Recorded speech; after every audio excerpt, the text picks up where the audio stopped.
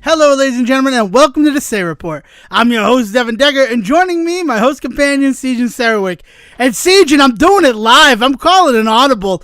I know we got all sorts of other stuff to talk about, but this is going to be our Casper episode. Oh, we getting deep into it? I mean, here's the thing. Casper is something I've wanted to talk about on this show. Obviously, I think we've mentioned it before. We've done a bunch of other Ghostbusters stuff, and this is, according to Dan Aykroyd, canonically a Ghostbusters film. So it fits in that one. There's also the fact that, we did a whole very special episode for the Flintstones, and this is Steven Spielberg's follow-up to the Flintstones, is another live-action adaptation of a cartoon. So it kind of weirdly fits with that. We're I thought we were just going to talk about it because the reason why Casper was something I asked you to watch and something that I watched was Casper is in theaters right now for its 30th anniversary re-release, but something overshadowed that. Do you want to take a stab in the dark at what might have overshadowed? No. What overshadowed? Well, it overshadowed it here. I don't know if it happened universally. Not universally. It would just be domestically. So in the rest of the United States. But in Rhode Island, Casper is not showing at any of the movie theaters. Oh, right. Yeah, because of T-Swift, right? The official release party of a showgirl. And, because here's what so, before the whole Casper of it all, so we'll talk about these next week, which is good, because I want to make sure that people have time to see these movies before we talk about them on the show. I have joked that the proper Barbenheimer of 2025 was One Battle After Another and Gabby's Dollhouse, the movie. So even though I couldn't make a double feature work, which does upset me, I did see them one after another, but just a day apart, but right around the same time. So I saw One Battle After Another, and all I was seeing were trailers for films that were releasing October 10th or beyond. And I'm like, that's weird. There's nothing coming out on October 3rd? What am I missing? What is happening? And then I go see Gabby's Dollhouse, the movie, the next day. And what happens there is, for the 30th anniversary, go see Casper, the 1995 film starring Christina Ricci and Bill Pullman. And if you can't tell Bill Pullman and Bill Paxton apart, honestly, at this point, that's your problem. I don't mean to be rude, but it's been long enough that you should be able to figure it out. When they were both prominently appearing in Hollywood, I get it, but come on. Enough time has passed since the unfortunate passing of Bill Paxton. Something that we reported in our first season of the show. Remember the Training Day television program, Sejin? Neither does the rest of the world. Oh, man.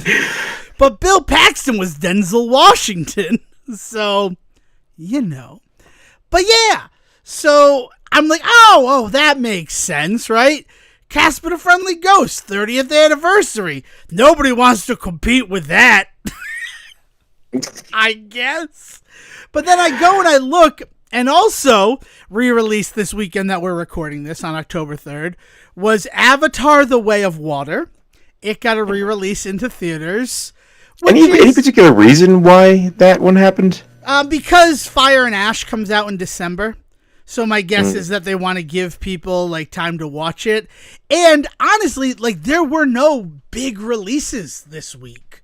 So I think it was just one of those opportunities where we don't really have anything happening on October 3rd.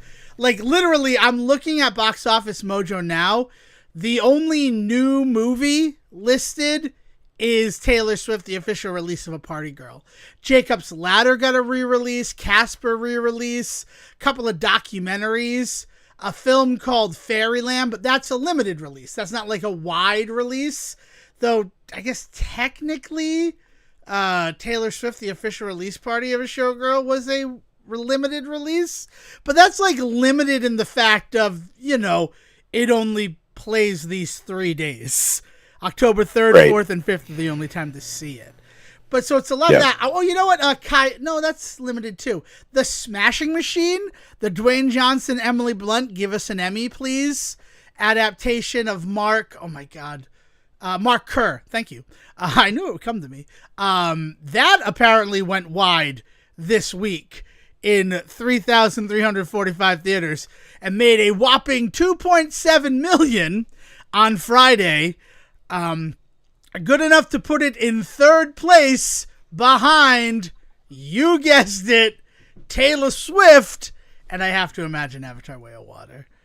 No, Avatar: Way of Water was 6th, which that one tracks for me. That one does not surprise me because I had a friend out in Pennsylvania send a photo of what the theater looked like because he's like, yeah, I got free tickets to go see Avatar: Way of Water in theater. I'm not going to pass that up.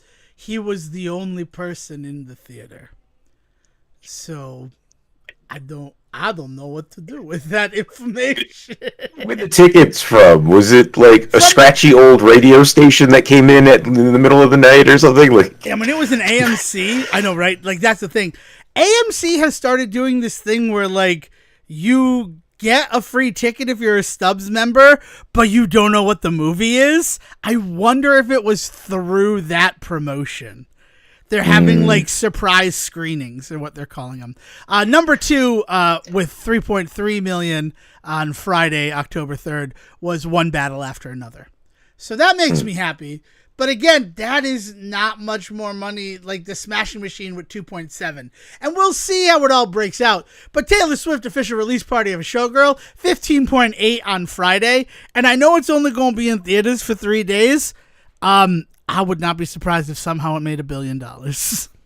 I gotta be completely honest with you. I don't want it to. I am not advocating for that to happen, but I would not be surprised if it were a thing that happened. yeah, it would track. Although, you know, we're definitely in the pendulum swing moment with Taylor Swift still. You know, the time for the crowd to turn against her for a little bit, because that's just the way that we as humans seem to always work. So I don't know. We may hear that this was a maybe a bridge too far for some people.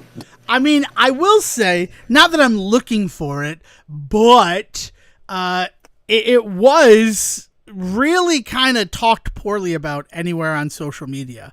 No one really had anything nice to say. The only nice thing I heard is that it broke Spotify streaming records. And like, that's not nice, right? That's just a fact that like it broke streaming records for her debut. But most people are like, oh, this is not that good. Like, this is, and honestly, I wonder, I know that she's now engaged to Mr. Kelsey there. Soon to be the second person in Hollywood referred to as Mr. the woman that he's married to. So him and Colin Jost can go to parties together. It'll be a good time for them, right? Mr. Scarlett Johansson, I'd like to introduce you to Mr. Taylor Swift. Who knows if Happy Taylor is going to be as relatable and listenable to? I certainly don't. I have not listened to it. I did not know there was an album associated with it. When I saw that Taylor Swift had a movie coming out on Friday, I'm like, oh, that's why it's like a desert of releases, because nobody wants to compete against Taylor Swift. And then I did some research and found out, oh, this is related to a movie. This is related to an album that is also releasing on Friday. That seems like a bold move, Cotton. Let's see if it works out for her. Because usually you give it some time to grow, right? Like, that's why the Eras Tour movie worked. Because people wanted to be part of it. Like, trying to give FOMO on something that nobody has experienced, I don't know. I just don't know. But the thing that made me sad, because when I saw the Casper trailer, I'm like, yeah, I'll go see Casper in the theaters again.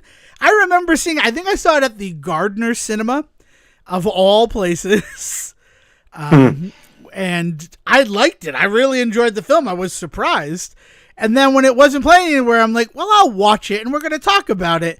And then after watching it and doing the reading, there's another thing related to Casper. Do you have any idea where I might be going with this, Sejan? As I look up the quote from Mr. Steven Spielberg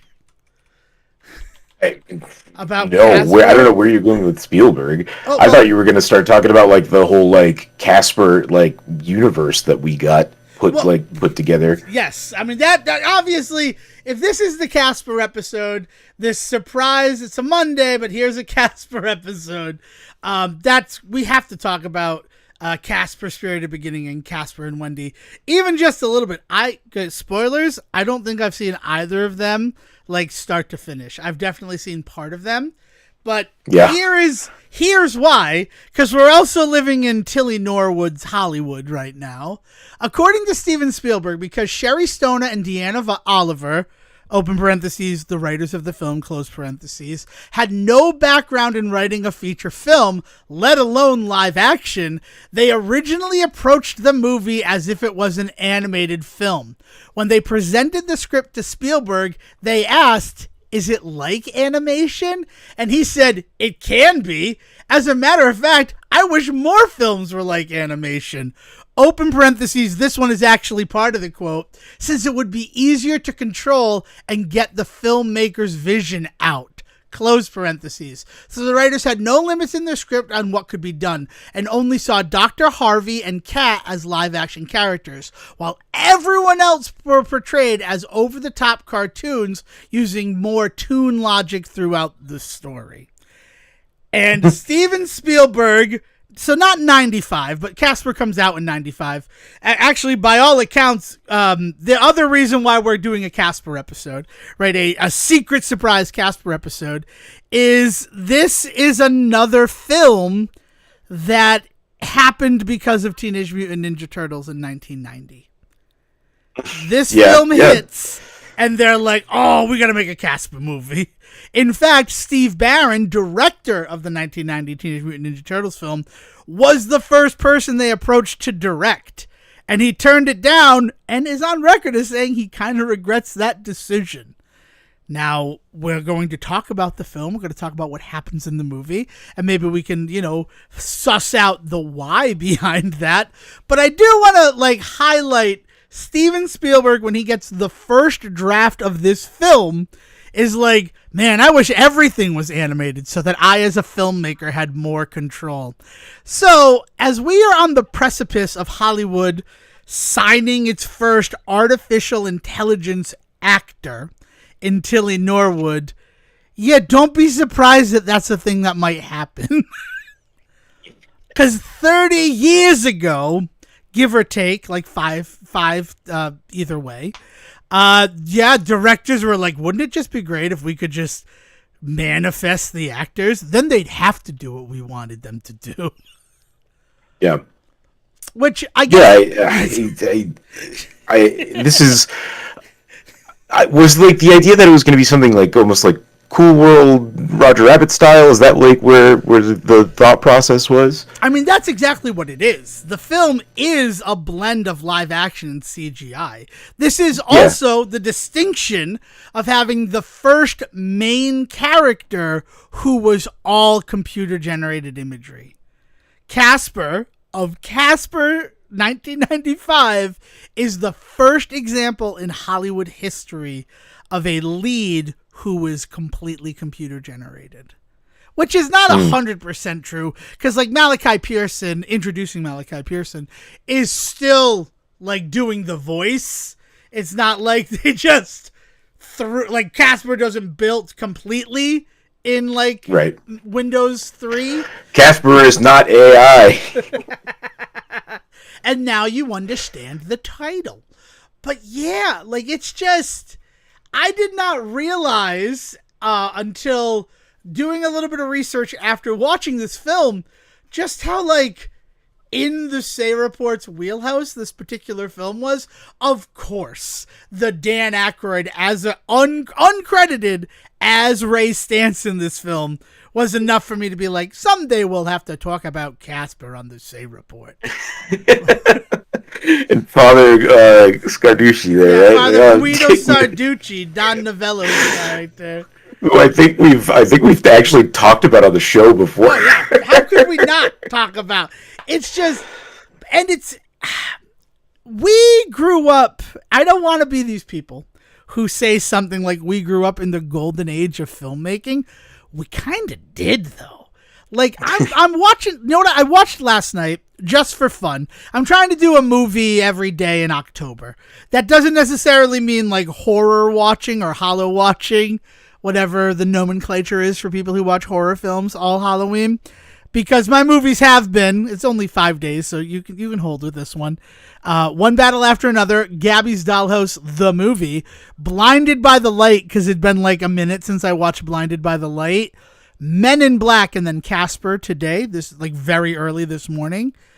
Men in Black, another one that I forgot. Oh yeah, this is an Amblin picture, right? There's also a weird follow-up to us talking about Amblin Entertainment as much as we did last episode. Yeah. But yeah, so rewatching Men in Black and being like, they didn't treat us like idiots, right? Like, Casper is obviously a film made for kids, but it has such, like, dialogue in it that is like, but we understand that, like, you live in the real world. You live in a world where you might hear an adult say bitch. And so we're going to have the bad people in this movie use the word bitch, and it works. Like, I mean, spoilers for Casper. It's a 30-year-old movie. I don't think to the day. It was not released in October. That's the other thing I don't get. We can talk about this briefly. I don't understand when the re-releases don't, like, coincide perfectly. Like, I don't understand why I will say this. The math on Casper is pretty easy to see for me. Right, because it's a horror film. I released get Casper, right, and originally they released Casper in May so that there would be the marketing time to then have it on the shelves for Halloween. It made perfect sense. Like, it's nice and early in the year. It's kind of still in that area of time where there's not a lot of competition, and then on top of that, like, you can then make sure that you get a bump when this comes out in October, right? So, like, October was always kind of the date they were really aiming for anyway when they released this movie, you know? Yeah, so exactly. I can kind of forgive it this time around with them doing the October release because, I mean, it's plain and simple, it's thematic, right? Like, it just works. So that I understand. But I do know what you mean, where it's like, yeah, this movie technically came out in, like, January of this year. Why are we waiting till November in the middle of award season to release this? Yeah, I mean, Casper also originally released on Memorial Day weekend. This was the Memorial Day kids film of 1995. Yeah, that's just insane. I mean, it was a big thing. I remember the ad promotions. I had all of the stupid hand puppets from Pizza Hut and shit. I still have all of the stupid hand puppets from Pizza Hut. They are those are heirlooms for my family. Yeah, there was huge tie-ins. I mean, it's weird because at the same time that everybody was like, well, it could be the next Spielberg Flintstones. Flintstones sort of underperformed in the merchandise. The movie did fine enough. You can listen to our episode to, like, hear about that. They make Rock Vegas happens, right? Viva Rock Vegas happens. There's a prequel to the Flintstones film. But in terms of the, like, toyetic and marketing around it, that did not function near as well. So it was one of those, like, McDonald's bought in heavily to the Flintstones, and they did not see the returns. That even something that Batman Returns gave them, despite the fact that it was not as kid-friendly. Like, they were complaining about Batman Returns not being kid-friendly, because they're like, oh my God, they're going to associate our brand with this dark film. But then people still rushed out to get all the McDonald's tie-ins for Batman Returns. It still happened. It's right. And it's because it's just it's a moral stand, like, in a marketing world, and that's completely hollow, right? Like being like we don't want to be associated with this type of art is total bullshit, because that is the stuff that everybody's going to see. Of course you want to be associated with that. Right. But they had to do that. And also because of that, that is one of the reasons why Batman Forever both of these films, or at least one of them, ripe for being covered by the Say Report sometime this year, just as like a heads up to everybody that like I know we're talking about him a little bit. Don't be surprised if we certainly Batman Forever. But Batman Forever becomes as campy and kiddified as it does, despite I think Forever has some of the darkest shit in it. Like oh gosh, like really. The acid on the face stuff with Harvey and everything is just yeah. I mean, not even that. Like Bruce Wayne, like the psychological stuff that he's going through in that movie, like the fact that like and again, it's been a minute since I watched it, so maybe I'm misremembering, or maybe I'm just remembering all the cool cut content, or maybe I'm remembering the comic book that finally gave us Tim Burton's version and vision for what that third movie was supposed to be. There's man, Batman 89 is an ongoing series. I know, so I read a couple of them. It's exciting stuff. It really is quite good. But yes, but that's why Batman Forever was like bright colors and all this, so that McDonald's could capitalize and be like, this is more in line with the vision of the clown who's clogging your arteries, right? Because let's also not act like McDonald's is fucking magnanimous.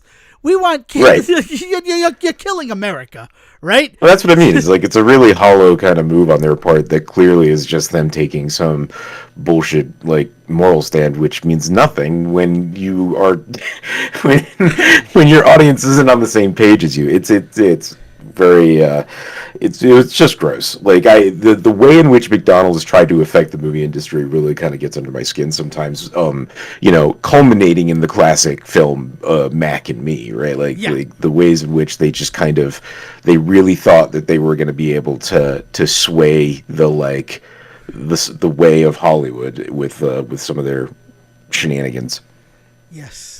And thankfully, because of Paul Rudd, all anyone really remembers about Mac and Me outside of it was the McDonald's movie is that there's a boy in a wheelchair who almost gets killed.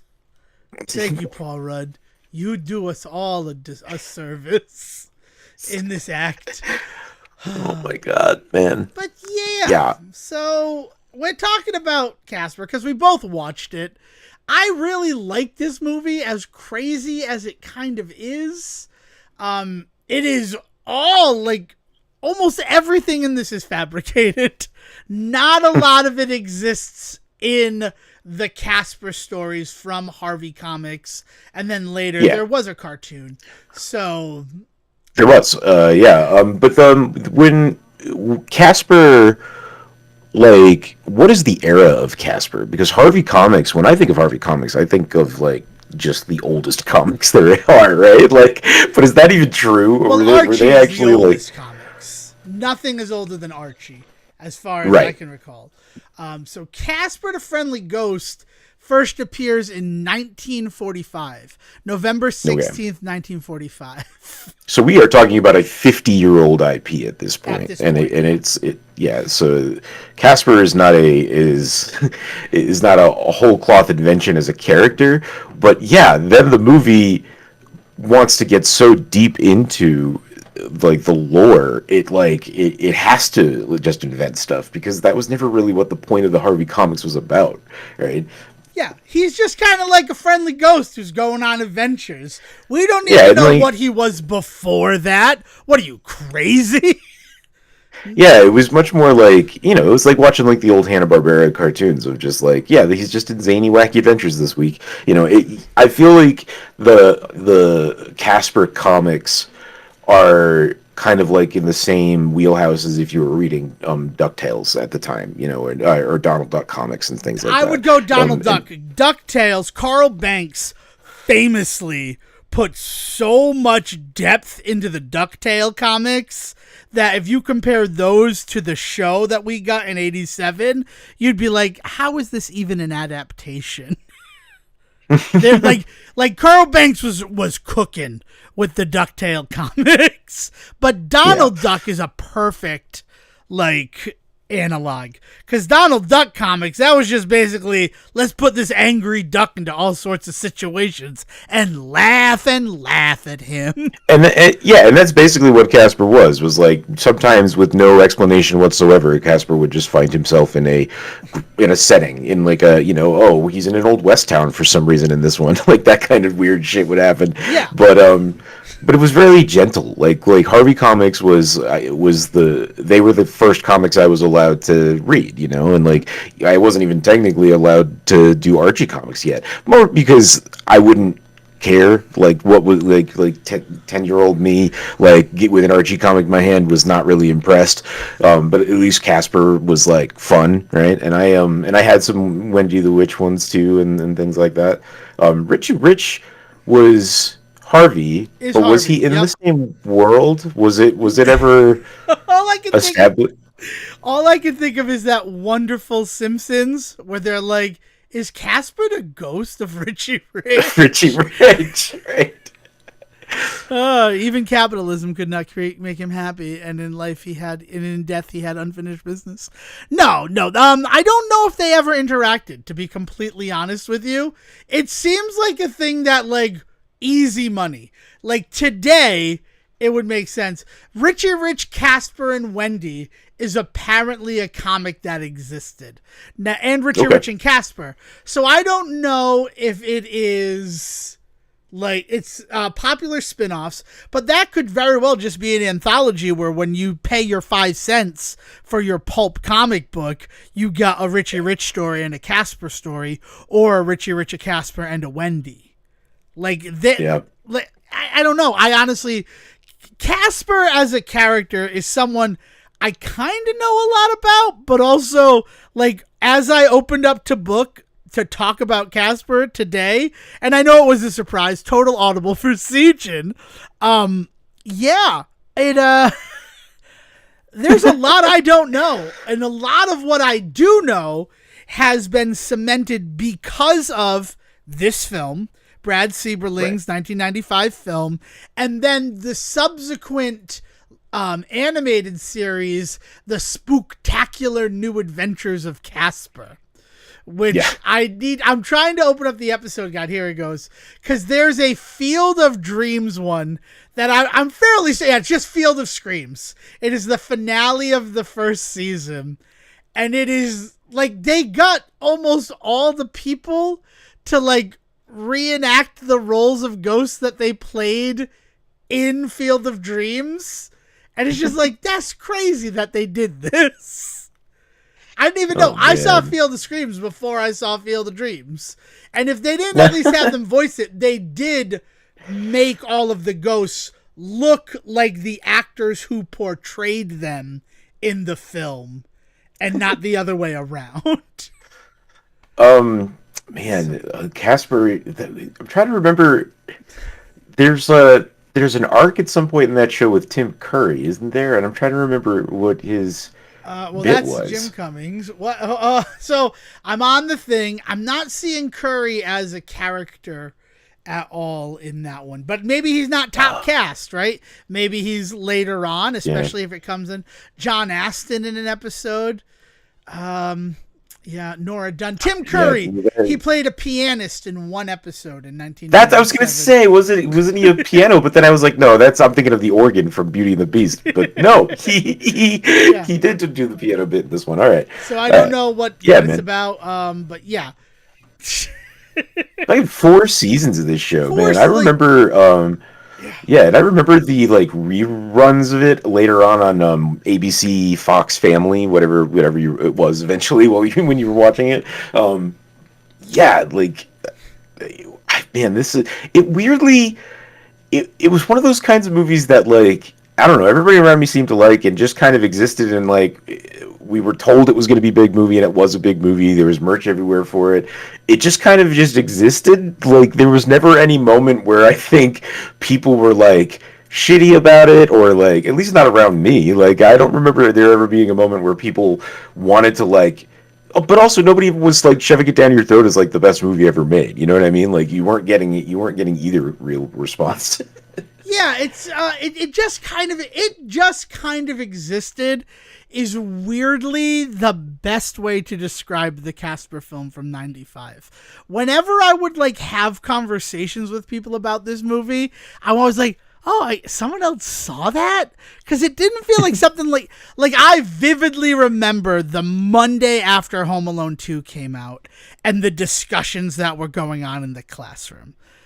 I don't remember there being a conversation about Casper. Now, that being said, it was a summer movie, so maybe I wasn't in school. And we were in the process, 95, of moving to Rhode Island. So, like, who knows what I was doing? I do know that I saw it while we were still living in Templeton, before I became a Rhode Islander. But yeah, it is this movie that exists. People remember fondly. I still think there are a bunch of women out there who on their Pinterest boards would absolutely love if Devon Sawa came into their lives and asked if he could keep them. Though admittedly, he has never said that in real life. Not even in the film, because it's still Malachi Pearson who voices him. Devon Sawa is literally just an object in this film. Oh man, yeah.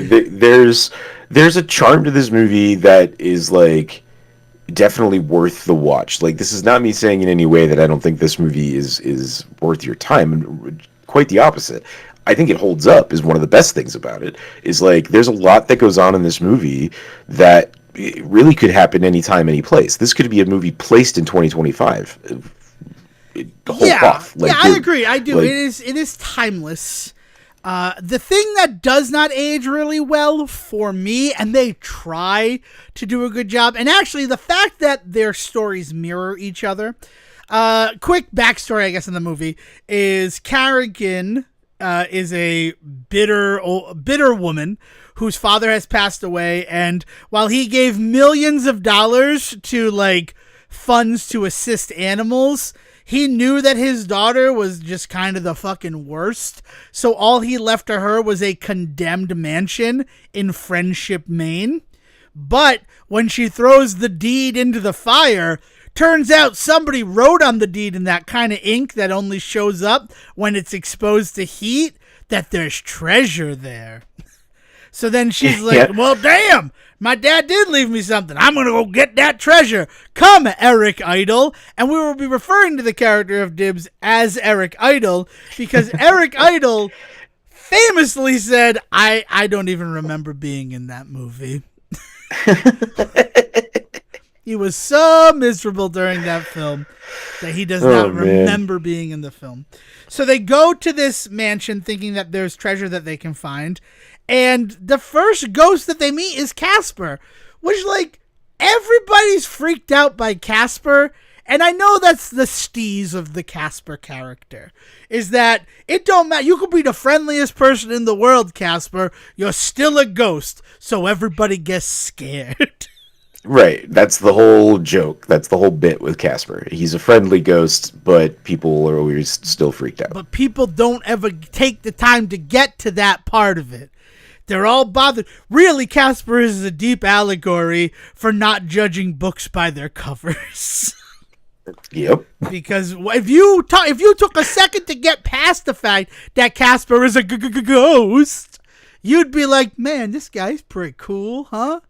He likes baseball.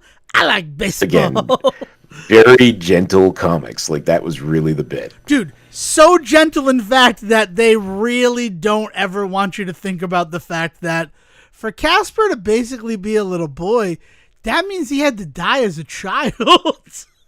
Right. So what's phenomenal about this movie, as somebody now watching it years later and and having a lot more context for it, is how they got away with making this movie. I don't know, because as somebody that has seen the sequels or prequel sequels, specifically Spirited Beginning is the one that I think I've seen like multiple times, because I had young family members that, you know, that became their movie, and that anybody that's ever been around a child in a specific Disney movie knows exactly what I mean. So like those ones are kind of much more back to the like gentle, the problems in this movie are not nearly as big as the life and death, like like playing God that goes on in this film.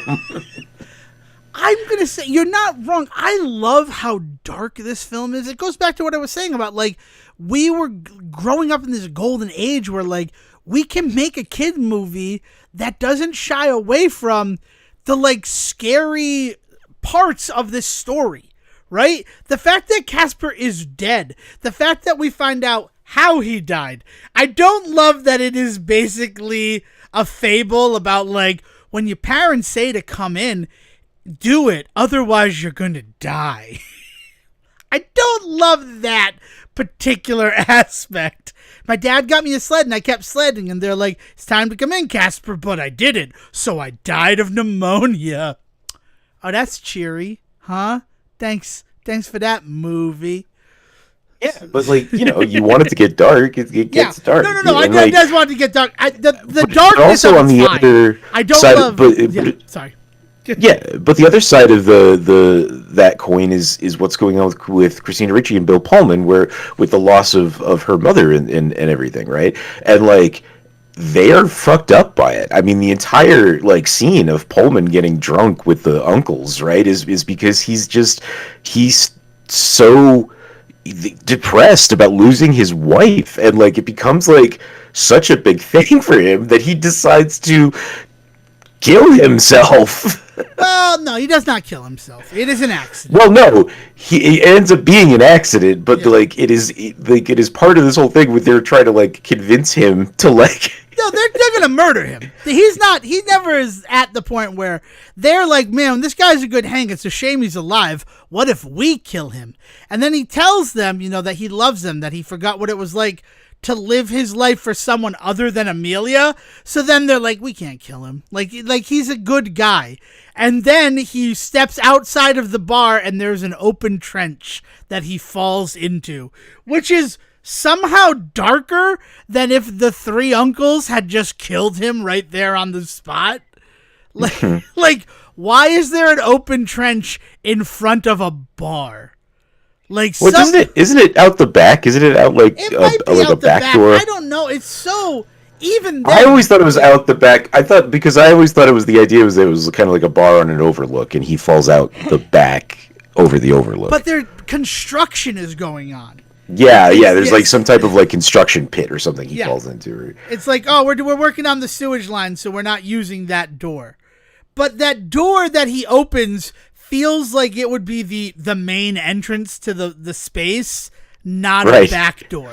So, like, I guess if we're gonna jump through all the hoops that this movie expects us to jump through, the fact of the matter is, right now our main entrance is closed because they're doing construction on Main Street, so you'll have to use the back door. And then he becomes so inebriated that he looks and he's like, well, obviously that's the door that you're supposed to use to come in and out of this bar.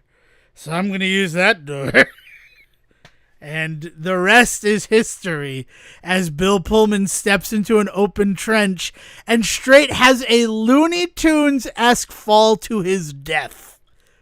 Like, if it were Disney, you would hear, Yahoo! Because it's that fucking... Like, to hear the screenwriter say, we thought we were writing an animated film. We thought all movies were just like animation. Yeah, no, that's how you wrote the movie. No, and I think the film benefits by all of this. It certainly does. I also really like that they don't treat Carrigan and Eric Idle as, like, humans, as live action characters. That, like, they allow Kathy Moriarty, to just be, like, as over the fucking top as possible. But now this is they are straight up living Looney Tunes characters, even when they're Which, are they together? They fucked, right? Do they definitely fucked. Yeah, yes. That's what I was gonna say. Is they definitely fucked. I don't think that they're together, but but he likes her for, like, I guess the money and the life that she allows him to, like, get a taste of. And he's the only person who can put up with her. So when she gets those urgings, there's dibs. Yeah. Gross. But I guess, so where I'm going to go back to is the fact that, like, Casper has been a ghost for, let's say that he died in 1912, right? We don't get an actual date. I'm sure they do, like, a really good job with all the newspaper clippings that they're, like, missing the date on them. So we can't determine an actual time of death. But he knows the Brooklyn Dodgers. Crap, Sejan, am I going to figure out when Casper died? Is that what I'm doing right now? I think that's what I'm going to do right now. We're going to let you do the math on this, aren't we? Yep. Yeah. So he's aware of the Dodgers. So, I mean, like, I would think that if this is a movie coming out in 95 and it was originally a comic in 45, I think just for the artistic, like, poetic matter of it all, right? I would probably place him in 1945 is when he dies. I mean, that tracks. I don't hate it. The Brooklyn Dodgers are relocated to Los Angeles in 1958. So it has to happen, since the Dodgers exist, between 1883 and 1958. Now, he has a signed ball from Duke Snider, American baseball player from 1926. No, that's when he was born. He was born in 1926. So that's not when he played baseball. He didn't come out of the womb and start playing baseball. He serves in the That's U.S. how they made him back then. I mean, Babe Ruth, right? He was a child. He was an infant. Most people don't. Yeah, most people don't remember that. But he was up there, he was crawling around those bases. Dude, Casper died in like the 50s. Because Snider earns a tryout for the Dodgers in 47, and his major league at-bat is the second Dodgers game of 1947. So, like, he is not even, like, known in 45. So 1945 cannot work. So now we have narrowed the time where Casper is alive from 1947 to 1958. That's an 11. And let's see. And he plays with the Dodgers he's there when they move. Jesus. So, like, my goodness, when did Casper die, CJ? Particularly snowy. He was the most valuable player runner-up in 1955. There's, like, a really good chance that Casper the Friendly Ghost died in 1955. Possibly 56. Like, yeah, he helped lead the team to 6 World Series. It has to be 56. Casper the Ghost possibly died in 50. Because what? So they win the World Series in 55. Which, when did the World Series happen in 1955? I love when I get like this, by the way. World Series 1955. I imagine October, right? Let's see when it ends. So it is September 28th to October 4th. Holy shit, that's why they released fucking Casper again on October 3rd to coincide with the Dodgers World Series in 1955. Yeah, there it is. You cracked the code. I cracked the code. Certainly, that's why I'm going to tell people why we recorded this episode. And the entire script was written on the back of the Constitution. That's why Nick Cage had to steal it, because he wanted to see how the scene where Christina Ricci found the human photos of Stretch, Stinky, and Fatso originally was written in the script before J.J. Abrams, that's right, kids, that J.J. Abrams did an uncredited rewrite of this script.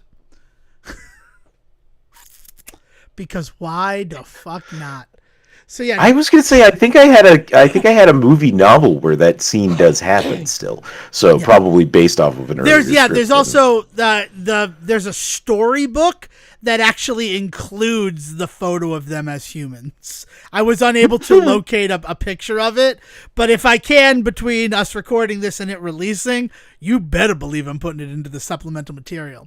So there's a lot of weird lore. Sorry, no, go ahead. No. Finish your thing. Just to finish the death of Casper the Ghost, he is given the sled on a whim. It is not a Christmas gift.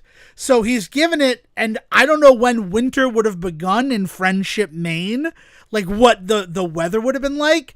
But my guess is he got to watch his favorite player, Duke Snider, win that 1955 World Series, which is why they became treasures. Because it's not one of those things where, like, the kid would not pack those things up unless, like, it just happened. Unfortunately, children are very fickle, right? 12-year-old Casper would have been just as fickle. Also, Casper was born during World War II. If, like, I just wanted to bum everybody out for a second. Yeah, well, I was thinking that he died during that time, but yeah. No, So like, being born around that time, dies about 10 years old, right? Yeah. He dies at 12. So he dies at exactly 12 years old. Is he Casper when he's alive, or is he somebody else and then becomes like? Does he take on the name Casper? In the world of the film, he is Casper McFadden. It is no Casper McFadden was his living name, and then when he became the living impaired, to quote the greatest line, God, Bill Pullman like commits to that delivery right there. The dead, or as I like to call them, the living impaired. God, we really were living through a politically correct time in the 90s, weren't we, CJ? Where that joke makes it into Casper. But then he forgets his last name and just retains his first name. Because, like, it's weird. Stretch and Stinky, like, we're going to talk about the Ghostly Trio, who also definitely existed in the comics, right? It was Casper and his uncles, but, like, Stretch and Stinky were not the names of their characters in the Ghostly Trio comic books, because this film is for a film that features an SNL character, the Crypt Keeper, Dan fucking Aykroyd in it. It is a legal, like, triathlon that they are running, because they can't use names, because they're trying to make this movie as cheaply as possible. So they buy Casper. They buy the name Casper, but they don't buy his uncle's names, which I'm trying to find what his uncle's original names are. Vamp for a second, Siege, and while I find this. Okay. Yeah, so to make this movie, like, it could only be made in the 90s, right? Because like what does the boardroom meeting look like when somebody goes, we need to make a Casper movie? Right? Because we talked about it coming off of the back of Batman and Ninja Turtles and stuff like that. But like it just Ninja Turtles made sense to make it to a movie because people were reading the comics. It was fresh, it was there, it was now, right? What that was not the Kate, like, was Casper doing extremely well? Was Harvey Comics just like making buckets of money at the end of the 80s? No, I think what it came down to was, look how much money Ninja Turtles made. Look how much Batman made, right? Because Batman, historically, its success got Ninja Turtles extra money. Like, that's a big part of the whole thing, is that we got extra money to make this movie because of on the back of Batman's success. Which is, by the way, we are definitely going to talk about Batman Returns someday, because for everything we talk about Batman doing in the comic book movie space, what happens with Batman Returns also influences the ways in which people, like artists, are allowed to kind of do what they want with those, or rather, most likely not. for basically, Batman Returns ruins it for people for about a decade and a half in terms of superhero movie making. Dude, I hate IMDb trivia now. I'm just going to be honest with you, because it doesn't show everything. Like, you need to make sure it gets there, or maybe it's just been removed. I got to look up the Ghostly Trio's freaking names. I thought you were just Googling it. Well, but I got it from the thing. So the Ghostly Trio, Laszlo, Fusso, and Fatso were the original, like, ones. And there's no gross one. There's no stinky. Like, one is really fastidious. That's Fusso. And one is really lazy. Like, lazy, fussy, and fat. let's drop the Y and add an O or an SO. Like, that's what those characters were. But then, we didn't buy Laszlo or Fussy. Fatso is big. And honestly, you know why? You know why Casper's looked at? Because of the legal troubles because of Ghostbusters. Because there's that whole court case where they're sued because the no ghost Roland, let's call him Roland, after the name that he was given in the 2016 Answer the Call, right? Mm-hmm. That ghost, Harvey sued because of how similar it looks to Fatso. So Ghostbusters is doing exceptionally well. They're in the news because of Fatso. 1989, freaking Ghostbusters 2 comes out, right? So I'm sure that there are like little things in the trades about, do you remember when the ghost from Casper almost cost the Ghostbuster franchise its ability to make a second movie? I don't know that was a headline, but you can see that as a headline, right? Like a reminder about it. And then after 89, after Batman 89 hits, and all these other things are getting scooped up, the cheaper the better, right? Because Little Nemo, right? Winsor McKay's Nemo, like comic strips from 1905, gets 2 video games and an animated film. Japanese animated, right? I think Miyazaki works on it. There's an original cut that he was working on, but they left the project, so it gets handed off to a European company, I think, to finish off on things. And it's the weird background on that one. But I mean, like, but Little Nemo gets it because of the street cred. Nemo is, first of all, one of the first, if not the first, published newspaper comic. Like, it is a thing that people will like buy, because it used to be like full page artistic pieces, right? And then on top of that, it's one of the first. The first comic book that gets turned into an opera at the time, in like the late 1800s, early 1900s. So it's also the first kind of like not superhero, but like comic booky like thing that catches enough audience attention that there are already translations of it, right? There's already it transcends to another form of art. There's adaptions is the word I was looking for, right? So it doesn't surprise me that gets a movie at some point, right? Like that always kind of felt inevitable, and there is like a really artsy background to that, right? Casper, like, it's not like I've never heard like Steven Spielberg talk about how he loved Casper so much and really wanted to make a movie, so he went out and found a team of people to make it. You know, like, that's not the story behind Casper, right? I don't know. To kind of what you were getting at, their effort to try and make the cheapest movie possible, I think that may be the math, right? Is like, well, we want to do a comic book movie because those are really hot right now, but what can we do for comic book movies where we don't necessarily have to then pay for the rights for the comic book? Yeah. Well, I mean, like, so the reason that I cite Little Nemo, because you're not wrong. It is certainly, it has the street credibility, but I think it was also public domain. Like, that's the stuff I want to do. So, public domain superheroes. So when do you enter the public domain, Little Nemo? Is what I would like to try to find. Because I think, like, that's one of the reasons why it gets that resurgence in the 90s is basically anything public domain we can now scoop up. And so Little Nemo is one that has that credibility, and let's go to fucking town with it. Because people will remember Winsor McKay's work. And then, like, even me, somebody who I loved the Little Nemo game on the NES. It's one of my favorite NES games, if not my favorite NES game. I didn't know any of the backstory of it until I was in college. And I, like, started to research. It's a pretty definitive video game, too. Like, in terms of video game history, Little Nemo is a pretty definitive, important piece of video game history.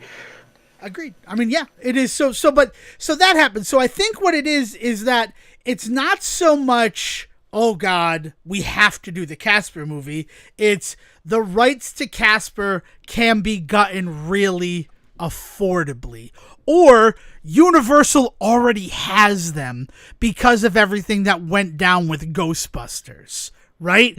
So it could be something that they already have, and then they see Ninja Turtles.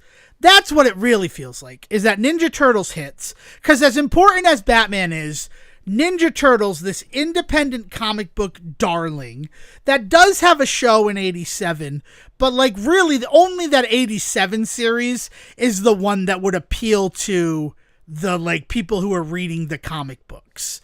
Season 2 and season 3 of that really become very like sanitized for kid viewing. So if you're somebody like, you're like, yeah, I want a movie that's more like the comics, like that first season of Ninja Turtles was.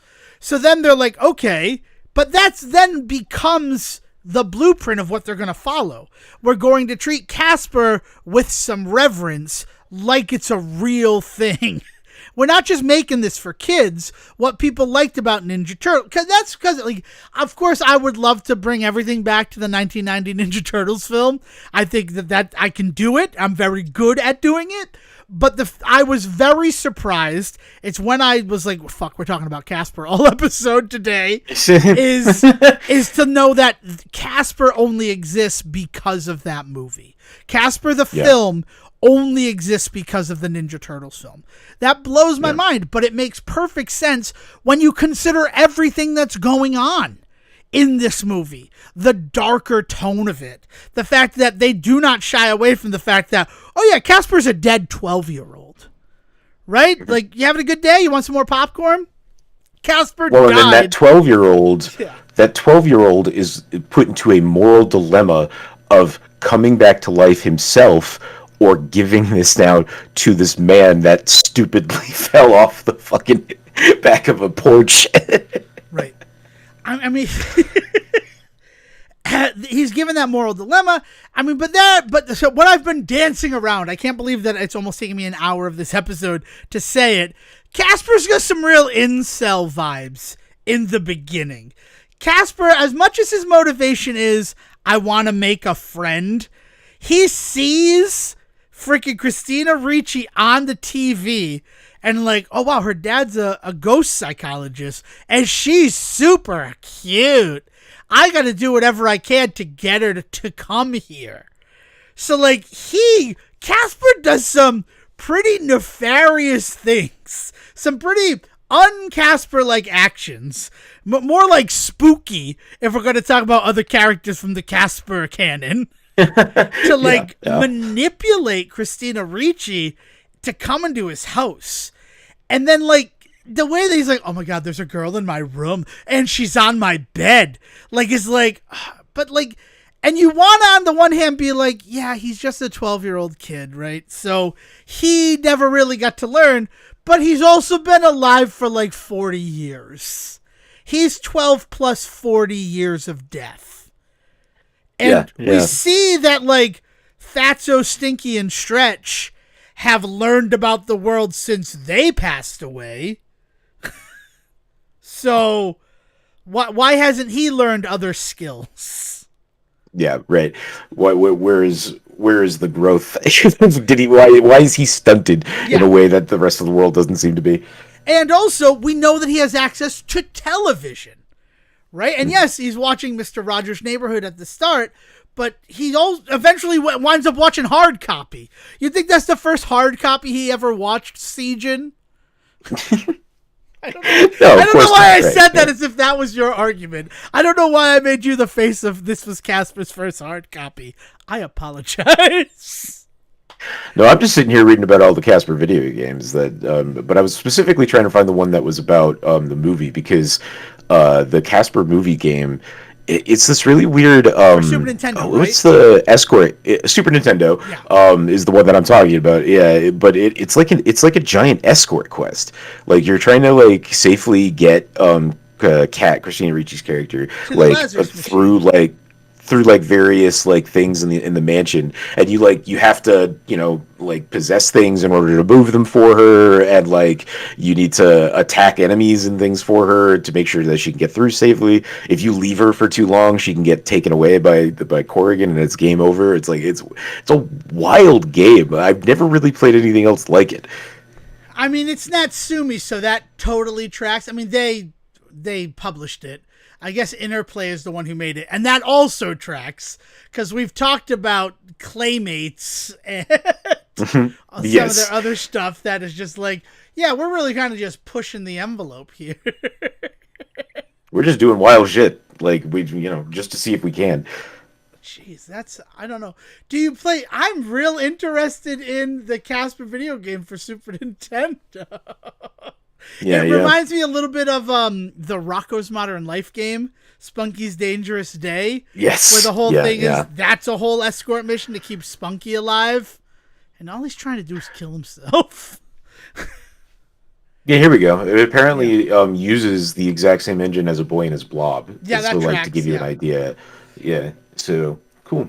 Interesting. Yeah, man. It was just it's a weird dark movie that like I felt really attached to like when I saw it, but like never really talked about it much with friends or family. So like it wasn't ever a movie, like it never became one that we put on all the time.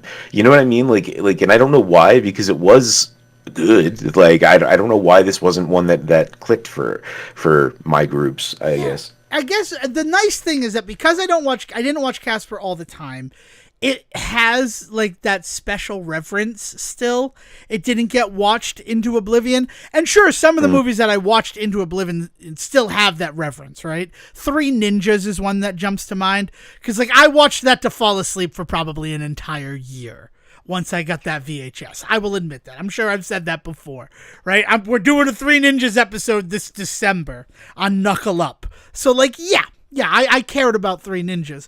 But Casper, because it wasn't something I watched all the time, and it was something that I would rarely rewatch, every time I watch it, it kind of feels new and special. And I've kind of got to grow up with the movie. I don't have it, like, stuck in amber from that time that I first saw it.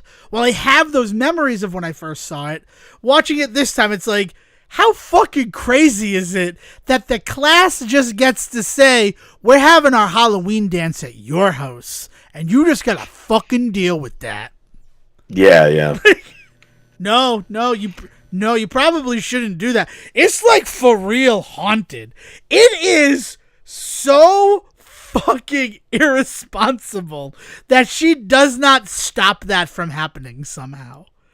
Like her father's okay with it, down to the fact that when he's like acting all depressed with the ghostly trio, like packing up books, and they're like, no, but it's time for therapy. We have fun when we get to like Josh on you. I thought that's how we were connecting.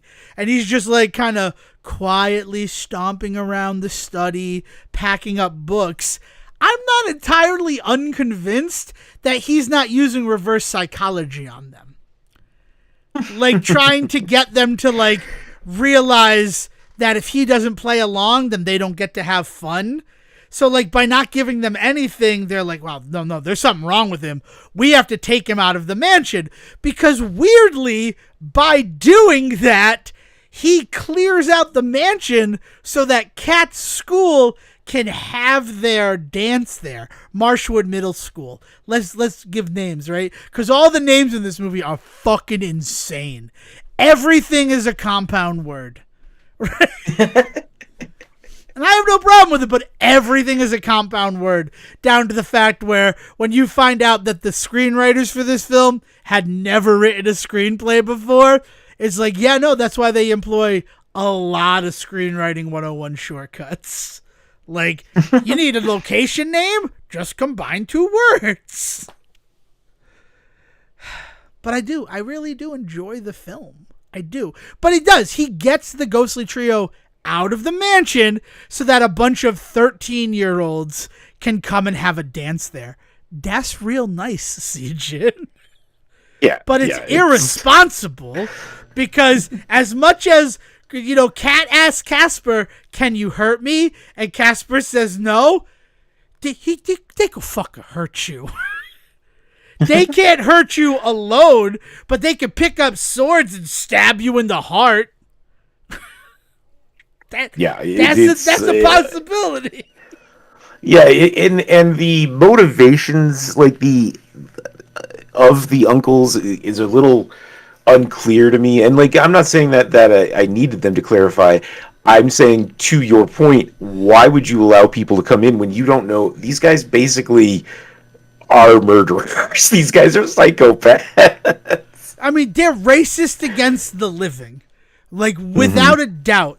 They have little fucking racial slurs, special slurs, state of being slurs, for living beings. Fleshies and bone bags.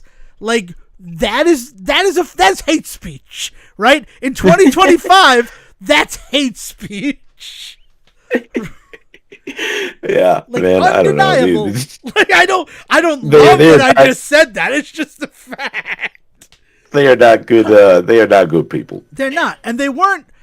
I don't know. Are they really his uncles too? Because like that's the thing is that like this movie, I full on believe that they lived in that house, died in that house, and now haunt that house. And same with Casper, as the child McFadden, what dies of pneumonia, right? I fully believe that is what their story is.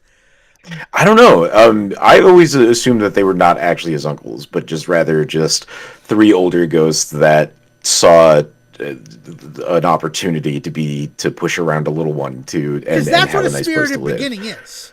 Because they were Spirited Beginning, right? This is a film that I've never seen. So here is Devin Decker's memories of the time that I watched it till the first commercial once on like Fox Family for their 31 Days of Halloween.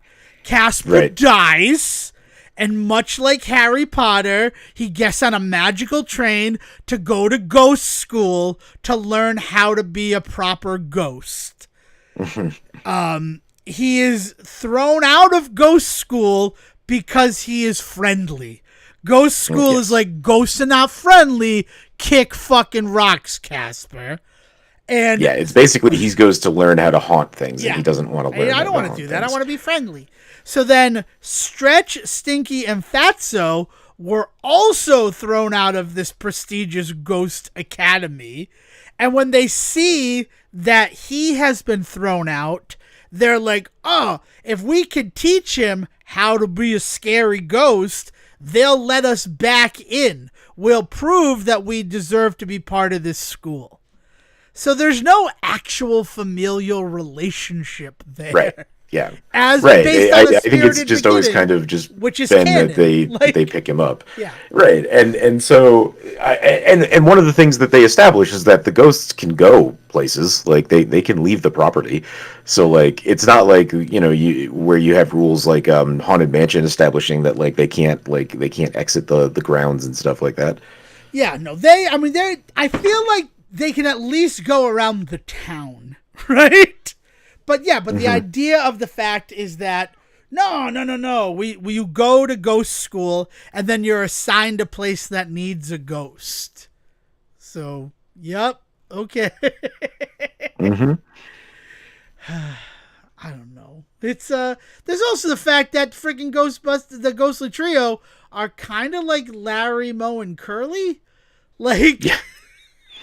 They are definitely treated that way in the film, for sure. I don't know about so much in the comics and things like that, but they are treated as that X speech for the Stooges, and like it's because it's a good shortcut to comedy, kind of what you were saying about the script writing earlier, right? Like is it's a really easy shortcut to 3-person, no straight man comedy. Right, exactly. But yeah, it's just kind of. I don't know. They're an interesting bunch, the Ghostly Trio, and I like how they're treated. Like there's so little of them in this film because the fact of the matter is, the direct comparison, and probably because Spielberg is involved, is that the computer graphics on display in Jurassic Park from 2 years earlier than Casper comprise like 6 minutes and 35 seconds of the film Jurassic Park. Right. And 40 minutes of Casper includes computer-generated imagery in some way, shape, or form. The most difficult being Casper putting Cat in his mother's dress. Like, that was the one where they're like, we don't know how to animate this.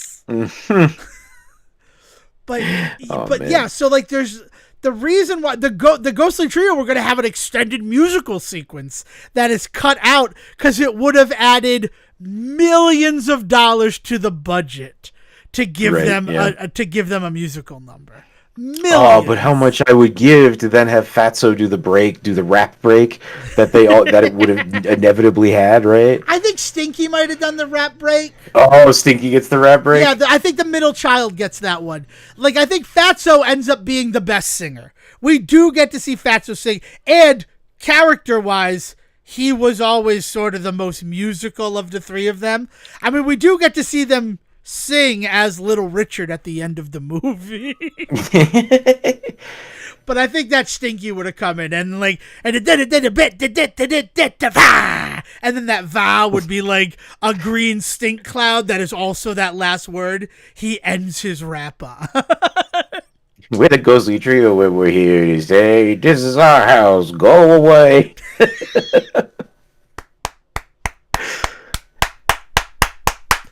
That was art, Sejan. I'm really...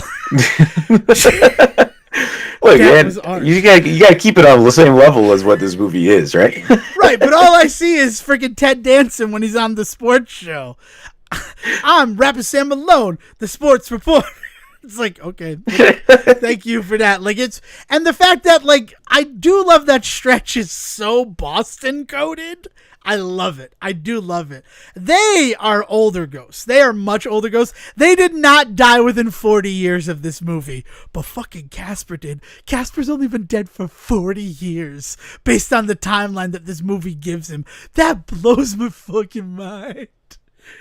Well, what did you think it was going to be? Did you think it was going to be like 100 or something? No, I mean, I really thought like maybe, like the 1900s. But then it's like, no, but then the Brooklyn Dodgers thing happens.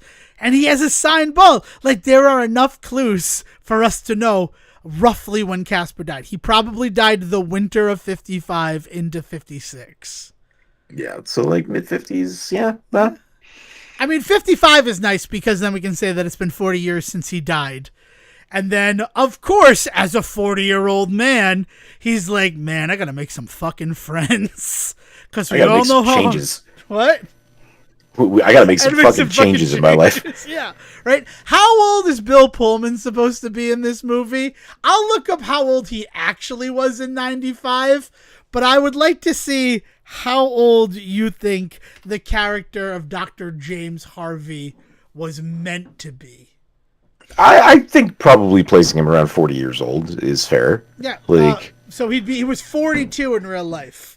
Born December 17th, 1953. You know what? I'm putting it on record. This just because of this. Casper the Friendly Ghost died December 17th, 1955.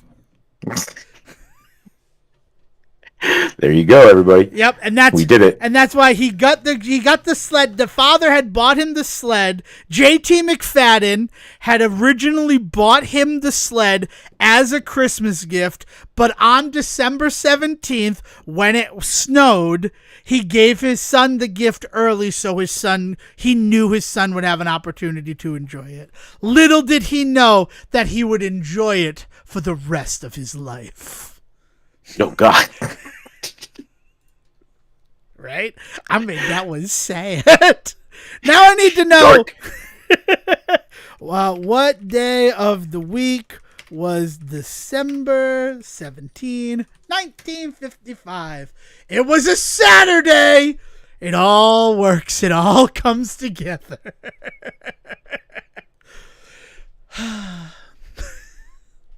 Man. Yep. I had watched this film early this morning, sat down to like read a little bit about it, and was like, let's do it. I think, is there other stuff? There's got to be other stuff we have to talk about in this, right? Like the whole Cinderella third act. Let's talk about the fact that this movie wraps up and there's still 30 minutes of movie left. I like that. I like a movie when the movie's over and then I get a nice epilogue. That is its own act. Yeah, it's a pretty hefty epilogue. Yeah. But But yeah, because the whole Carrington gets the house, she's looking for it. She has to deal with the ghost. Casper manipulates her to hiring the Harveys to come. Casper finally makes a friend in Kat, and Kat finally makes a friend in Casper, right? It's kind of kismet that way. And right. Dr. Harvey, she's lived in 9 schools in 2 years, right? I've had to eat in 9 different cafeterias. There's a beautiful speech about it. So they lost Amelia in like 93. That's like how this is going to work if we're basing it in 95. So yeah, right. Like, you're not wrong when you're like, they're broken. And they're down to the fact where he like pulls over on their way to Maine from Santa Fe, though they're going the wrong way, which is kind of my favorite little joke in that whole sequence when they pass the sign for Los Angeles. And it's like, oh, we're driving the wrong way, aren't we? And they just pull a U-turn on some desert highway. Cool wind in their hair. He does pull over and he says that this will be the last time. If I don't find what I'm looking for, then I agree that it's time to put this to rest. It's time for us to like try to live our lives again. But they're both lost after she lost her mother and he lost the love of her life when he was 40 years old, right? So now he's 42 and he's rudderless. They go to the house. They find out ghosts exist. That's a thing that I kind of dig, is that Hard Copy dedicates like a good 5-minute segment to this ghost therapist who has never seen a ghost. There's that beautiful story from the woman who's like, my husband died and he was haunting the apartment, and he sat down with Dr. Harvey and he was able to move on to the other side. And lo and behold, I watched him smile as he ascended to heaven. So, like, you would imagine that they've seen ghosts before. But no, right. They haven't, because they're both freaked out by actual ghosts. Kat doesn't even believe that what her father's doing is working. But the really great wrinkle that this film introduces is the fact that the longer you're a ghost, the more you forget about your life before you were a ghost. If you fail to remember, then you forget. And with Casper, how he remembers who he is basically immersion therapy being put back into his childlike room. Right? Kat finds all of his old toys and does that. And it does say C. McFadden on that wooden box that like the sunshine shines on. So I do believe that Casper was his name in life, just to add to the evidence pile that we have over in the corner, much like the masticated food that passes through the ghostly trio in the first animated film scene of the film. I'm grossed out now. It's still one of the grossest scenes ever. It's so well done. Yeah. So he has to remember, but the inherent thing that Dr. James Harvey introduces, how he is a therapist for the dead, is the fact that ghosts have unfinished business. To be a ghost, there has to be something in life that you were unable to complete that is keeping you here. And if he can help them remember what that is and complete it, then they're able to pass on to the next realm. Not the next life, right? Because being a ghost is a life. But the fact that ghosts forget, that's crazy. We even see it with Carrigan eventually ends up killing herself. She kills herself, right? She crashes her car into a tree trying to kill Eric Idle. And then she does not look and steps out of all over a cliff and dies. Hers is far more horrific than Harvey's, because Harvey's like the door closes, we don't see it. We see Kathy Moriarty step out of the car and just plummet to her death.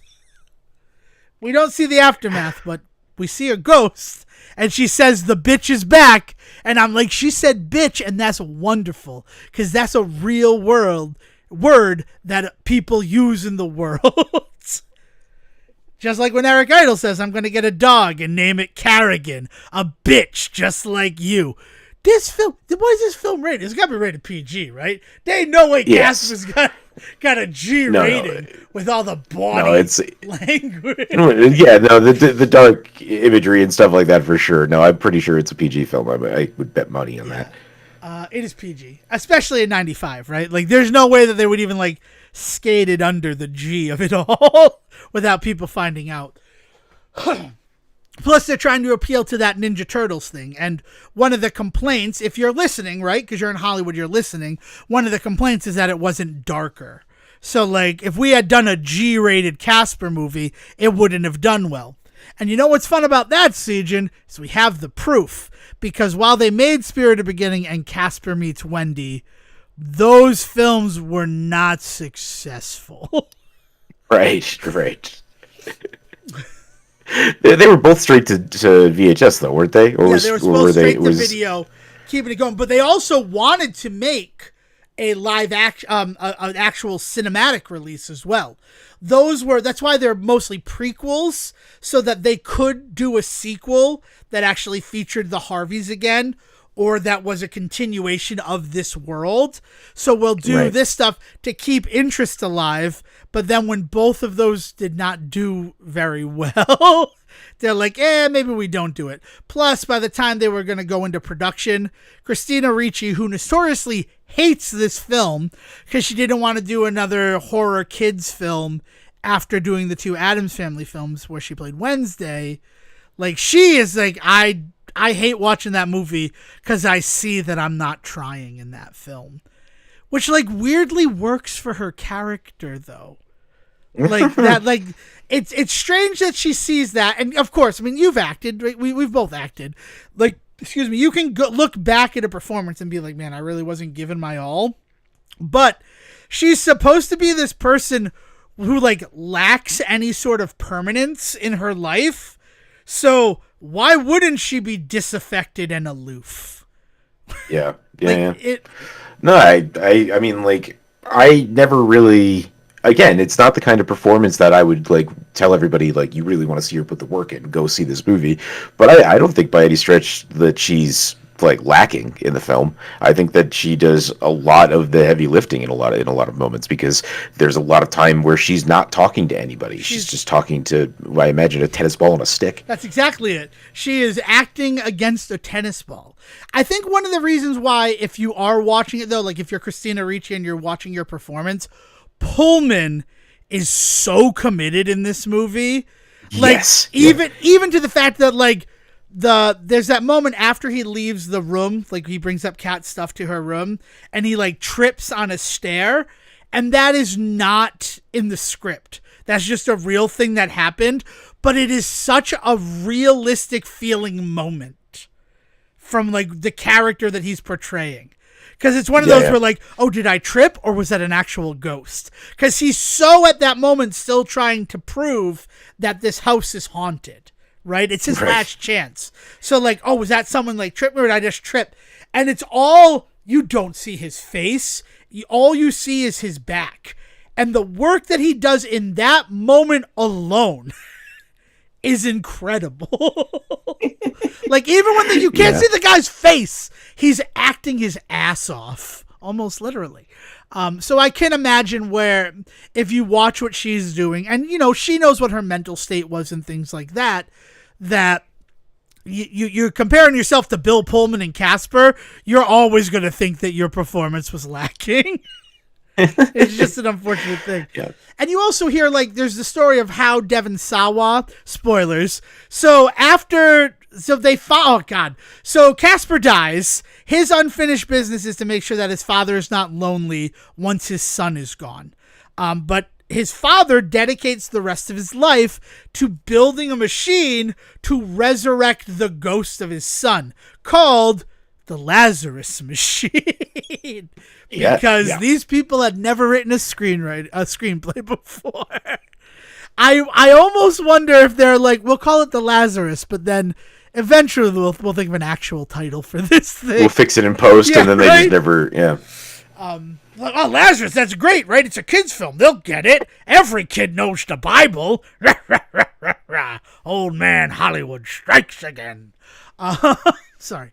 And Lazarus Like, it works, but J.T. McFadden was taken away as, like, clinically insane before he could ever use it for his son. The most irresponsible thing, perhaps even more irresponsible than having a middle school dance at a haunted house, a confirmed haunted house, is that they don't ever test that, like, serum. I know there's still a little bit left, but, like, that would be a groundbreaking discovery. It is a machine that can convert ghosts back to living. Yeah, no, it's the thing that happens sometimes in these kinds of movies where the gravity of the actual situation is never truly like addressed or comprehended. It seems like they have brought people back to life.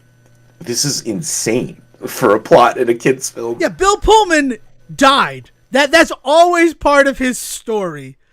Is that he died and then got brought back to life. That just. So what happened to his other body? I guess it's still in the ravine, right? Right. It's in the open trench. Oh God, could he find it and look upon his former body? Oh, I don't like the thoughts you're giving me, Sejan. But yeah, like that's the thing. So they find this device. Carrington and Eric Idle follow them down through. It's the Up and Atom machine, but I'd like to call it the murder device. Because there's a moment in it where two, like, straight razor blades just go up and down. That's not going to shave your face, Sejan. That's going to cut your jugular vein. And you're going to bleed to death. And they follow him down. They find the device. And also down there, they see the vault where Casper mentions his treasure is. So they get the bright idea. We don't need to be afraid of death. We have the machine and we have the serum that will bring a person back to life. So one of us can die, get into the vault, get the riches, and then we bring them back to life. Like, that's their plan. And because Dibbs is the submissive in their relationship, Carrington, the dommy mommy, is like, I'm just going to kill you and that'll be fine. She ultimately ends up dying and then proving the fact that ghosts forget their unfinished business. Like, it's a fucked up thing, right? If there's a god in their world, he's a fucking asshole. Yeah. Well, and you kind of have to imagine that there is, right? This movie kind of doesn't really leave much to the imagination in that regard because, like, Mom Angel shows up to be like the literal Deus Ex Machina of this film. Yeah, let's save Mom Angel for the last bit though. But their god, like, yeah, like, oh, you have unfinished business, so you get to be a ghost to take care of it. But you're not gonna remember what it is, fucko. It's like God is bored and wants people to hang out with. I know that humans are eventually going to kill themselves, so, like, it'll be fun to watch the exploits of ghosts running around on Earth. God, like, I'd like to be in that board meeting where God's like, God's favorite child, ghosts? Fatso. Turns out Fatso is actually Jesus Christ. I actually think that Jesus did show up in an episode of that Fox animated one. I think in an Easter episode. But again, I don't remember all of that. Now I kind of want to hunt it down. But yeah, like, it's like, yeah, God, that one. I want them to die, but if they feel like they didn't complete everything in life, they stick around as ghosts. And I can just watch what they're doing. I also like that you made Fatso Zoidberg for Robot Santa Claus. Yeah, Robot Santa Claus gives gifts to Fatso and Zoidberg. Oh, man. Sorry. But yeah, but she forgets that. So then they trick her into saying she has no unfinished business. And we get to see a moment in this film, right? Even before Mom Angel shows up, where, like, she passes on to the other side. And it's not like Tony Goldwyn at the fucking end of Ghost. Like, it is bright light shining through her spectral body as she ascends to what I can only imagine is heaven, right? Yeah, I don't know what other implication there could be, right? Like, I would, based upon her actions, you'd think that Carrington goes to hell. And maybe she does.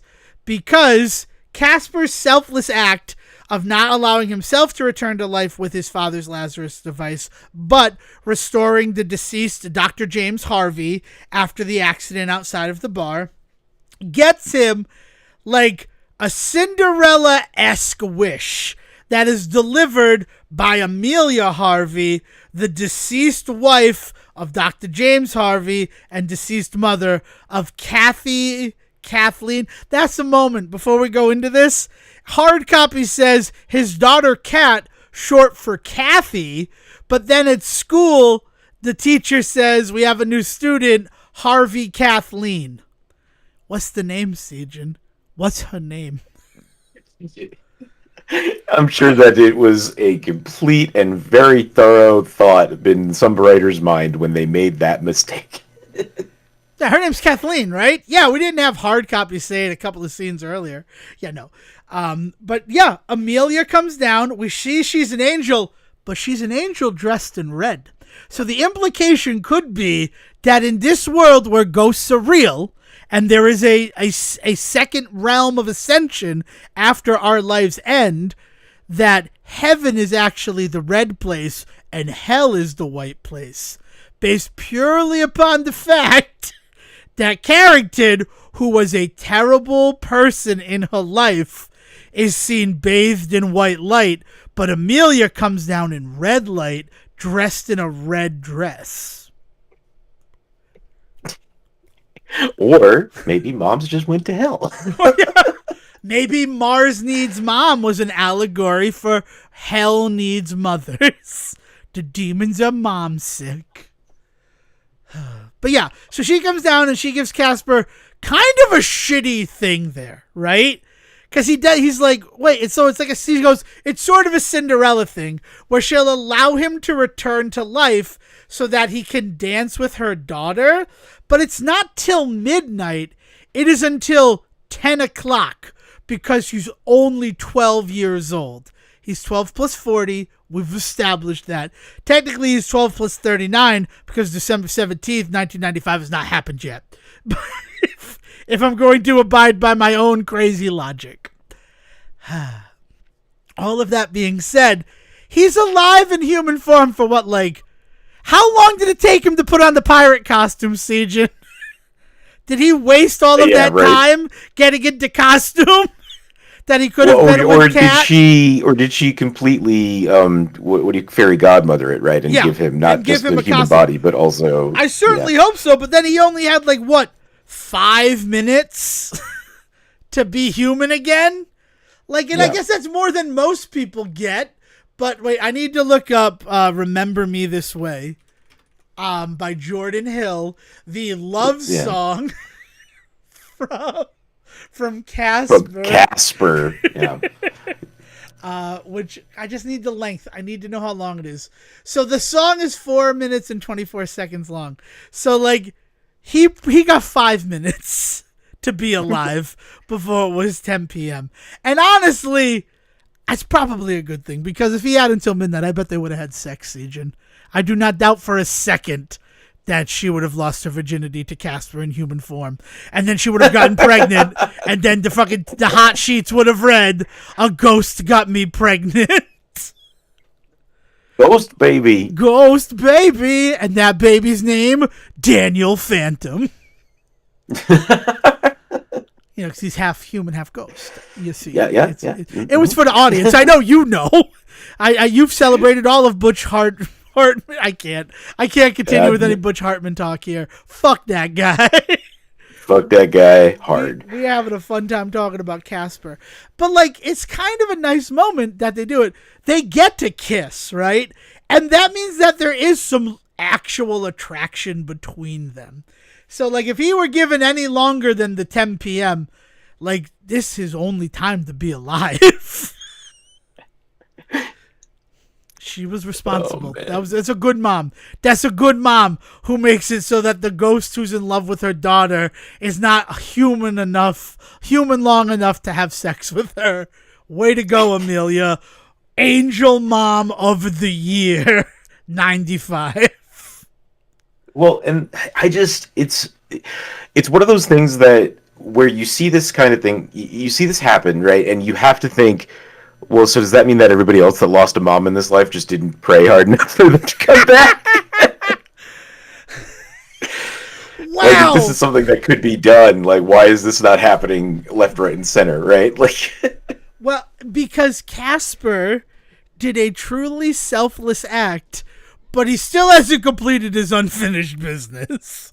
So you're stuck Right. as a ghost, Casper, but we're going to give you we're going to give you 5 minutes to dance with the girl that you're attracted to because you saw her on TV once. yeah, really, this is all kind of your fault that all of this happened. Yeah, right. Like, you don't get a reward, right? The arsonist firefighter shouldn't get the medal. He should go to jail.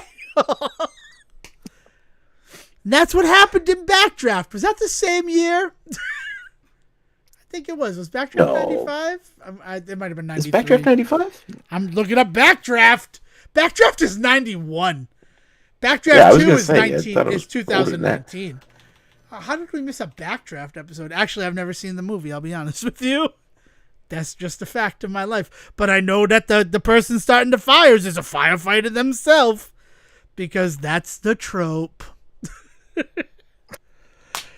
But so it is one of those situations where, like, but there are rules. So Casper, she only comes down, and Christina Ricci never gets to see her mom, right? Christina Ricci's prize is getting to kiss Casper while he's a human being briefly. Only Bill Pullman gets to see his dead wife again. So, like, that's a weird connotation too, Sejin. Yes. Yeah, that's what I'm talking about. Is like the ways in which this movie is willing to just like go there is great. But the reason that we don't see that much anymore is because this is the way that audiences are trained to watch movies now. You know, is to ask these kinds of questions, and like it falls apart real quick. I mean, I'm not asking the question in the moment, and I don't think I've asked any of these questions. The thought, are Carrington and Dibbs fucking, has probably never crossed through my mind until I watched it today as a 39-year-old man. I will admit that. Like, that is, this relationship, like, there's got to be a little bit more there, right? Because he doesn't act like an employee. They got some weird connection. Yeah. Is it love? It must be love, love, love, dun dun dun. But yeah, so I guess the last thing I want to make sure I mention, I do love this movie. If you haven't seen it in a while, or you've never seen it, even with everything we just talked about it's available on Netflix right now for streaming. I'm sure it's going to be somewhere on cable this month. I mean, I would say watch Casper, right? Where are you on that? Okay. 100%. No. Go check the movie out.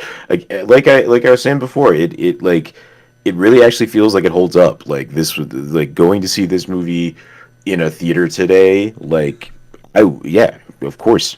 I would have been excited. I was a little bummed that I didn't get the opportunity to. I'm gonna be honest. Damn you, Taylor Swift. Damn you, Taylor Swift. Confessions of a Showgirl.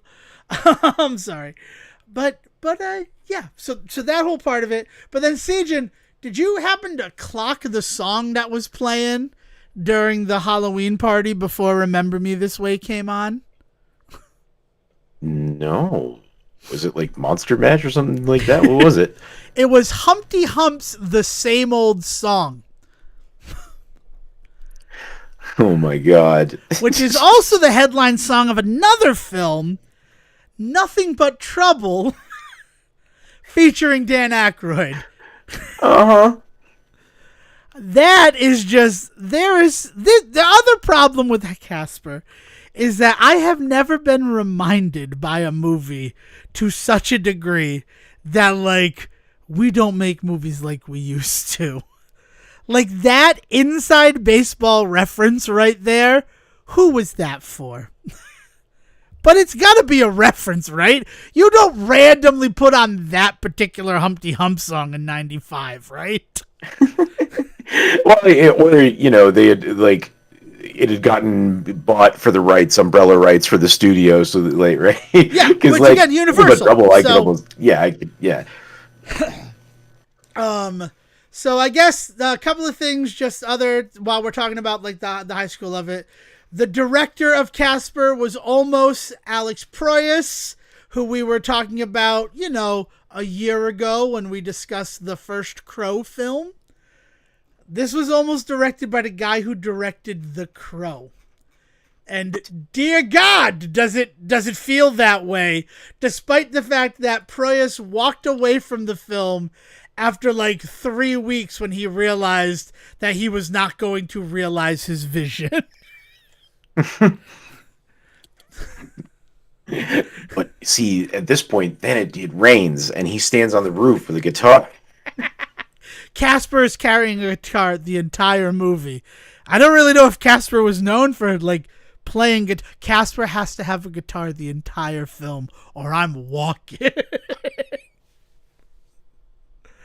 Yeah, it's just as soon as it. Oh, left production under a week before production began. Nice, man. Yeah, just leave everybody high and dry. Well, that's why Brad Silberling, this is his first film, right? So it was almost Steve Barron of Ninja Turtles. When they couldn't get Steve Barron, they go to the guy who just did The Crow, the latest fucking. Well, I guess it would have been before, right? Because they start working it. So they get Proyas. Proyas is not allowed to do the Casper he wants, so he gets The Crow, which is another indie comic that he adapts to be this real story about love and redemption, right? If we look at The Crow and we look at Casper, we could see what Proyas' Casper probably would have looked like. That's insane. That is like a real thing that just occurred to me. God damn. Siege, it can't rain all the time. But right now with this reveal, it is pouring, my friend. I guess, and then the last thing is Brad Garrett as the voice of Fatso. There it is. It works for me. Oh, and you know what? And Joe Alasky, because he was the voice of Bugs Bunny and Looney Tunes Back in Action. So that works. Oh, and that's it. I didn't finish the Devon Sawa of it all. Like Christina Ricci saying that she's not interested in it. The director, Brad Silberling, when it came time to cast human Casper, he wanted it to be somebody that like elicited a real response from Christina Ricci. So he had her present at the auditions. And when he saw how much she reacted to Devon Sawa, like being all giggly and like flirty, he's like, that's why I'm casting Devon Sawa. Which then it's also crazy, connecting to the Fraser of it all, the Brendan Fraser of it all, is that they were also romantic interests in Now and Then, where, Brendan Fraser plays the Vietnam veteran. Wow. So it all connecting, because that's gotta be why. It was just the weirdest. Fuck. I have I want to talk about one battle after another. I want to talk about Gabby's Dollhouse. I finished part 1 of Silk Song. We got the new Ninja Turtles Splintered Fate update, so I was going to talk about that again. But all of that took a back seat for next week's episode, because goddamn it, Siegen, this has been our Casper episode. So if you have anything else that you want to say about Casper, now's the time. Speak now or forever hold thy peace. Until we do another one, probably like 5-10 years from now. If we're still going. I am surprised that there's not more of like a song that like comes out of this, right? Like there's not a theme song, there's not a single that drops alongside it. This seems ripe for some silly movie music. Yeah. Exactly. That's actually a really interesting observation, because like Remember Me This Way, right? Like obviously you and I remember it and we can make jokes about it. But that was not like a huge chart topper. I'm sure most people don't remember that song.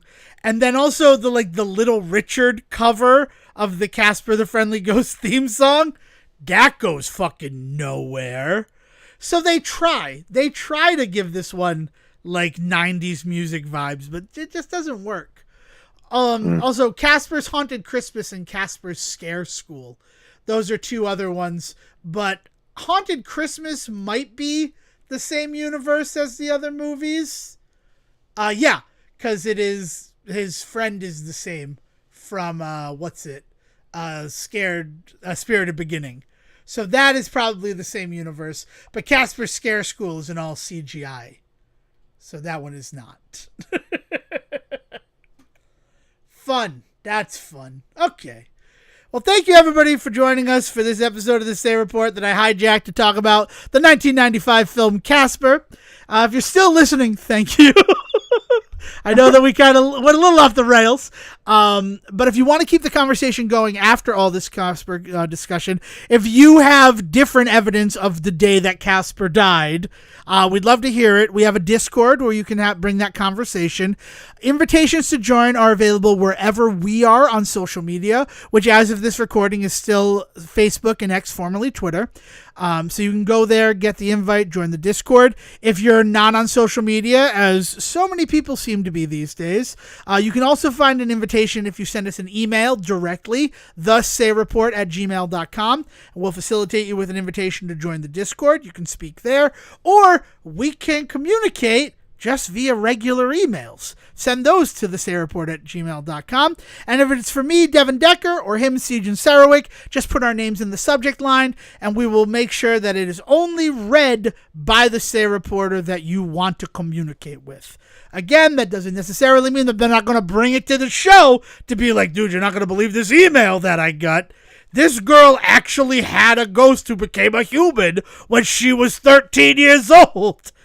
And it's crazy, Devin, but she didn't feel comfortable telling you. She felt you were very dismissive of the Casper story. Thanks, Siege, and I appreciate you sharing it with us. Just send the email, and we'll get back to you. Without that, again, thank you so much. Hope you're having a very happy October. I hope this was a good kickoff to the Halloween season.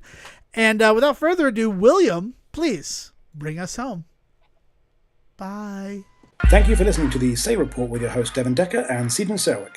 Please follow the guys on Twitter and Facebook by searching for The Say Report, and you can always subscribe on your podcast channel so this is delivered straight to you and you can enjoy it every week. With apologies to your mother, we'll see you next time. Siegen, can I keep you? Aww.